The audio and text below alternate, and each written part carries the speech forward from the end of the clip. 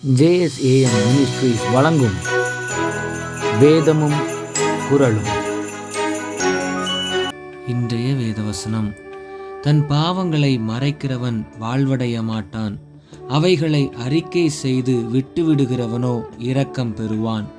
குறள் இப்படியாய் சொல்லுகிறது: அற்றம் மறைத்தலோ புல்லறிவு தம்வயின், குற்றம் மறையா வழி.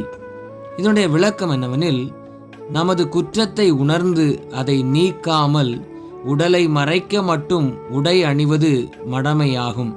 வேதவசனம் இப்படியாய் சொல்லுகிறது: தன் பிழைகளை உணருகிறவன் யார்? மறைவான குற்றங்களுக்கு என்னை நீங்களாக்கும். துணிகரமான பாவங்களுக்கு உமது அடியனை விலக்கி காரும். அவைகள் என்னை ஆண்டு கொள்ள ஒட்டாதிரும். அப்பொழுது நான் உத்தமனாகி பெரும் பாதகத்துக்கு நீங்களாயிருப்பேன். சிந்தனைக்கு: எனக்கு உணர்வை தாரும். அப்பொழுது நான் உமது வேதத்தை பற்றி கொண்டு என் முழு இருதயத்தோடும் அதை கை கொள்ளுவேன். ஜெபிப்போம். அன்பின் பரலோக பிதாவே, இந்த நாளுக்காக உமக்கு நன்றி.